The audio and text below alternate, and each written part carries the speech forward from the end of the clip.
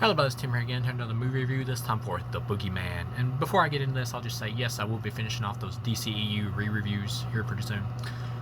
But yeah, for The Boogeyman, it's basically another Stephen King adaptation of a Stephen King short story. Whenever you adapt a short story, you always kind of have a hard time because you gotta kind of add stuff to stretch it out to feature length. And this is no exception. There's definitely some stuff here to try to stretch this out to feature length, and it's PG-13.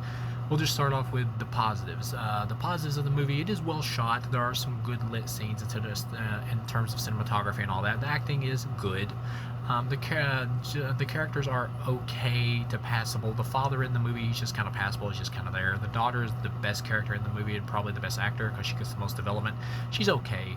The little girl who's in the movie, the youngest daughter, she's okay. She's okay as well for what she's supposed to be. It's pretty much the monster in the closet movie. It opens with like this psychiatrist coming to, I remember well, the psychiatrist meeting this patient or whatever who's like talking crazy about how this boogeyman creature killed his whole family and all that, and he's like got a picture of it. It's just kind of like this big black looking creature or whatever. When you see it more in clear view at the end, it's kind of got like long legs and stuff and kind of like a long tongue or whatever. It like feeds off people. It kind of seems like some type of otherworldly type creature, maybe from another dimension or something. But yeah, I don't really like fill you in on what exactly the creature is. You just kind of left to guess, which I think that's kind of better. Like any kind of like over the top explanation for what it is or whatever probably would have maybe it came off too silly. But it's basically just one of those standard creatures that just can't stand light. So that's pretty much what it is. It's just the closet monster just comes out, sneaks in, and like takes kids, and first it tortures them for multiple days. Really don't know why. I guess it just likes the hunt, I guess, or likes the fun of it. Kind of like Freddy, who likes to scare you before he kills you, but he also kills you at the exact same time after he scares you. But this thing likes to take multiple days to torment you before it kills you. And then at the same time, the family also lost their loved one or whatever. And there's like huge gaps in this movie where it feels like stuff's like been deleted or it's not been written well enough or to be cohesive enough. Like the dude who's at the beginning, whose family was killed by the boogeyman before, like his children were, like he just randomly found dead in the psychiatrist's house. Like never specified, was it the boogeyman that killed him because he knew about the creature, or did he just hang himself, or what? Nobody really knows. And there's also these like friends of the main girl in this, the daughter, the older daughter, who are just like awful friends. Like the blonde-haired girl just treats her completely like shit, and they try to like say later in the movie like, oh, they're your friends too, they're supposed to be your friends. It's like, no, they don't act like friends at all. They treat her awful. It's like her mom just died recently and she's like wearing her mom's dress or whatever, and the blonde-haired girl's like, shouldn't you be getting over that? You know, you need to get rid of that. It's like, what a bitch.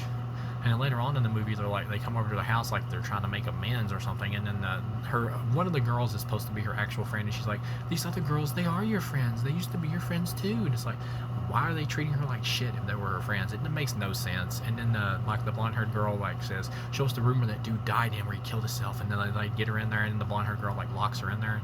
And it's like, what?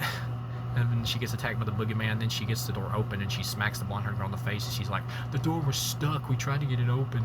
And it's like, yeah, that doesn't matter. You locked her in there regardless. You should have been punched in the face. Like, I have no idea why this blonde-haired chick lived in this movie other than the fact they're just trying to play a really tame PG-13, which is weird because when the film starts out, we got the boogeyman like imitating like the father's voice when he kills like the youngest daughter of the guy who goes to see the psychiatrist at the beginning, which pretty much that's what the entire short story is about. So when the movie starts, you think, oh, it's going to have some balls, and then it just completely chickens out on anything else. Like the blonde-haired girl, she was set up specifically to die in any standard horror movie. I have no idea why they let her live. Like I said, the directing is good in terms of some shots and all that, but where the creature's like weakness is light, like half the time these people like never use that to their advantage. Like they know the creature's weakness is light, so like this woman who's like the wife of the dude who got killed in the closet or whatever at the beginning, she's trying to capture the creature. She's got some tripwires and everything set up to like shotgun blast it. She does wound it, but it ends up killing her or whatever. But she has like, wouldn't you have like glow sticks and all that like wrapped around your entire body so you can get up to the creature so it can really grab a hold of you, so you could just keep shotgunning it? But she doesn't even do anything like that. She has no light or whatever like to spotlight the creature or nothing. She just has candles. Like, it makes really no sense.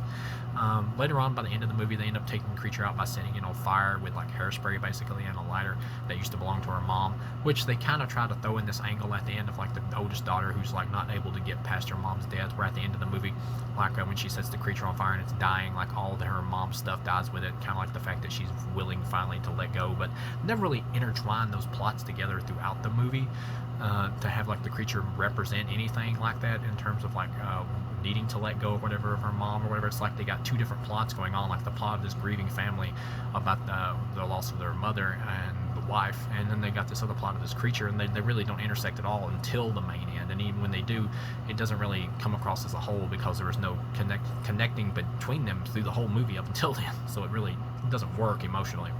Not totally. You still kind of feel it a little bit though, because the oldest daughter is the best character in the movie. Overall, you get to the end and they're at the psychiatrist's office, this other psychiatrist that the kids were seeing, and the dad's there with them and they're talking to her. And then the youngest daughter thinks she hears the psychiatrist hollering at her, and she goes there to check or whatever, and she's the closet open, and then the psychiatrist pops out and says, "What are you doing here?" And then she just closes the door or whatever, and the daughter's like going back with her family. And so you kind of get the hint that maybe the creature is still alive, or maybe there's another one who's like imitating the psychiatrist's voice or whatever. Like, could be a sequel, could not be, like maybe it's alive, maybe it isn't.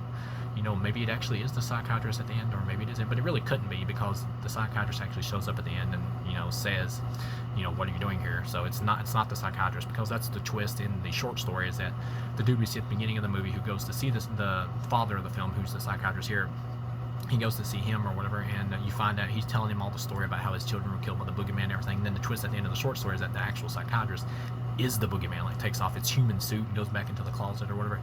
And the guy whose children were killed by the creature actually sees it, because you wonder through the short story, is the guy crazy? Did he actually kill his own kids? But the twist at the end is like, no, there is actually a boogeyman.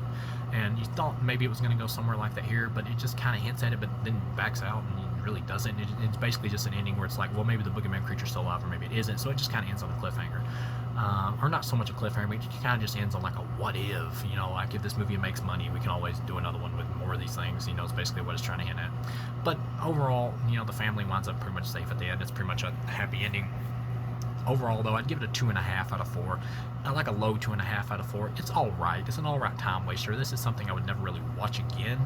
It kind of picks up for a little bit more fun towards the end, and I like some of the suspense stuff and all that throughout the movie with the light and everything. But at the same time, it still doesn't make any sense. All these people never have like more light on in their house. But overall, though, it's a 2.5 out of 4. It's a time waster, all right time waster. Nowhere near the worst Stephen King movie, but nowhere near good. It's just all right. So thank you guys for watching, and I'll see you again.